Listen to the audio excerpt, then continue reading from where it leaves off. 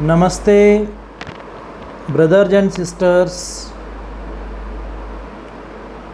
Good morning, ladies and gentlemen, learners and listeners, students and scholars,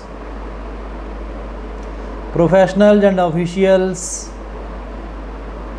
doctors and ministers throughout the world, from the field of science, spirituality, religion, commerce, arts and engineering.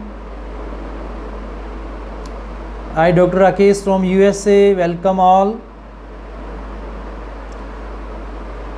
I heartily, cordially thank God for the living presence of mind, for knowing the truth of science and spirituality with the help of Word of God. He who is providing us energy, who is the provider of our energy, who is the creator, not only creator but he is also the recreator. He is the producer, not only he is the producer but he is the reproducer. According to our Hindu mythology, our God, our Lord performs three roles. One is the role of the creator, the caretaker and the destroyer. In our Hindu mythology, we study that Brahma is the creator of the universe. So whenever we create something new or renew, then Brahma plays his role. But whenever we take anything, then Vishnu plays his role. But whenever we destroy, damage, spoil anything, then Shiva or Mahesh, they plays their role, his role. So now natural disasters come by the supernatural power in the form of Shiva or Mahesh. These are the three powers, but these three powers are controlled by that supreme controller. Who is the supreme controller of these three powers? That is, according to our Hindu mythology, that power is shapeless, figureless, sizeless, colorless, and even that power is unseen. Who is controlling these three powers of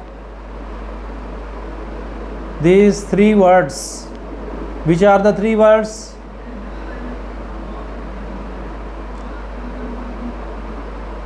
Suksham, Sthul and Karan. There are three words. One is that visible, second is invisible, third is the most invisible. So for knowing the most invisible power,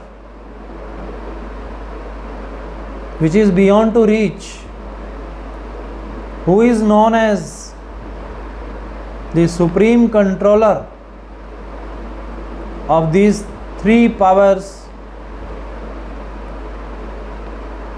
the Brahma, the Vishnu, the Mahesh. So he is known as the fourth god even in our Hindu mythology, who is totally different, who never comes in any shape, size, figure, look, color, body, mind, heart. He was, he is to come, and he is forever, he is permanent, he is stable. How our soul can gain that stage? This is the field of research. This is the true field of research. Who is the controller of these natural changes? We see there are 3 sessions in the day. We have divided in 3 sessions our whole day: morning session, noon session, evening session, which is due to the rotation of the earth.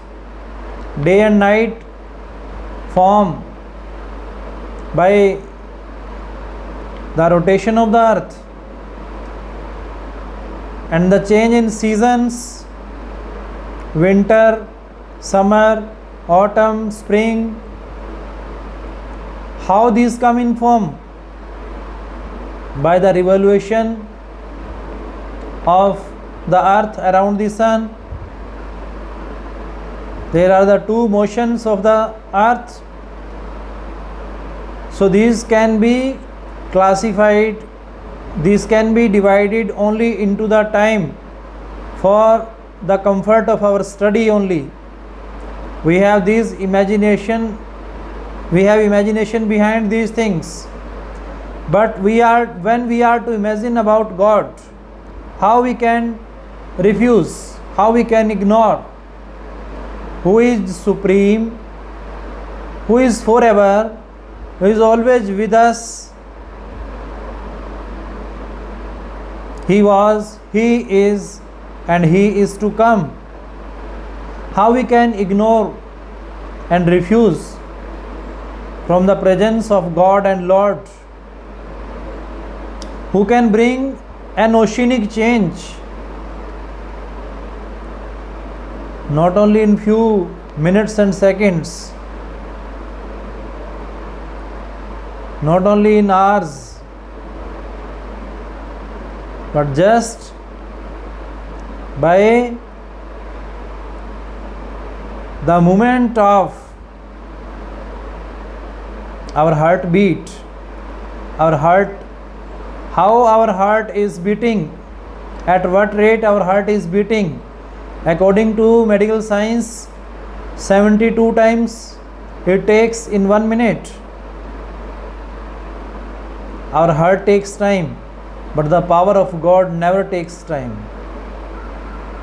For the change, and you can imagine, if heart takes 72 times in heart beating, means 72 times changes come in our heart by the speed, by motion,